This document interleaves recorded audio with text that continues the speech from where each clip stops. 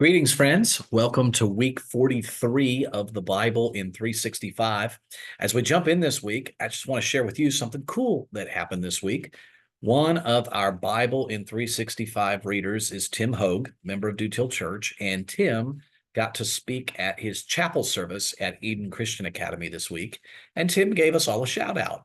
He talked a little bit in his message about how the Bible in 365 has helped him develop a spiritual discipline this year. And so he shared with his entire school's community the way in which the Bible in 365 is making a difference in his life.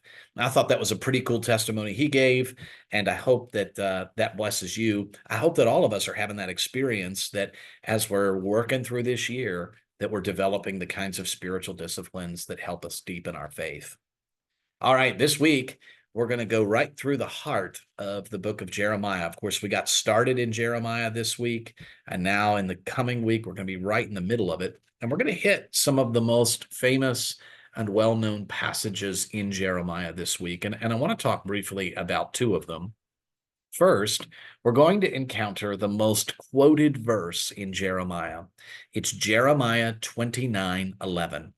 Where it says, "For I know the plans I have for you, declares the Lord, plans to prosper you and not to harm you, to give you a future and a hope." That verse is actually Amy's favorite verse, and so it's always been an important part of our household. We've seen it, printed on coffee mugs and bumper stickers and note cards, and it's a verse that many people have found comfort and strength in. And I think what we get a chance to do this week is to see that verse in the wider context. It's important for us to see that that verse actually comes in the midst of a letter that Jeremiah writes to the Israelites who've been exiled to Babylon. And in that letter, he does tell them that God has a great plan for their future. But he also tells them that that future is some 70 years away. He tells them in that letter that they're going to be in exile for 70 years, and that they should go ahead and build homes and get settled in Babylon, because they're not going to be coming back anytime soon. And so Jeremiah 29:11 is an incredible verse about the plans God has for us, but it's not a way for us to bypass seasons of hardship and adversity. What it means is that when we're in the midst of the seasons of hardship and adversity, we can have hope. And the hope is that God is working everything out for our good. And that good may not always come immediately, but it is coming. And what hope does is it energizes us. Hope gives us a reason to get out of bed in the morning. And hope gives us the courage to keep on keeping on. A second passage in Jeremiah that we'll read this week, this is a really important one, is from Jeremiah chapter 31, where through Jeremiah, God casts the vision of a new covenant, a covenant that will be written on the human heart.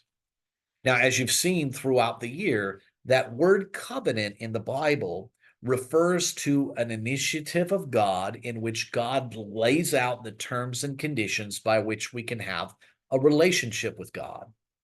And when God initiated a relationship with Abraham and his people called Israel, the terms of that covenant were that God would be Israel's God and that Israel should obey the commands of the Lord. And so throughout the old covenant, the Israelites were expected to obey the ritual and the rituals and the laws that God set out for them. And when they do that, things go well for them. And when they don't do that, things start to fall apart. And this covenant relationship between God and Israel is a mediated covenant. It's mediated through the priesthood. So only the priest could make sacrifices to the Lord. Only the high priest, could enter the Holy of Holies.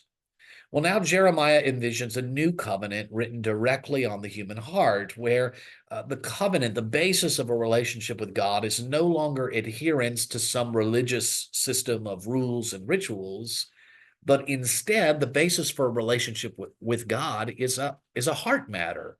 A heart that's turned toward the Lord can be in relationship with the Lord. And of course, we know that Jesus, in his life, death, and resurrection, makes possible this new covenant, this covenant written on the heart. So as you're reading this week, you're going to see God's promise of that new covenant, a covenant that is made possible by Jesus. And remember that when Jesus died on the cross, the veil in the temple that separated people from the Holy of Holies, from the presence of God, was torn in two. And indeed, through our hearts, we do have direct access to a relationship with God. All right. I pray that God will bless you as you continue to read Jeremiah, and I'll see you right back here next week for more of the Bible in 365.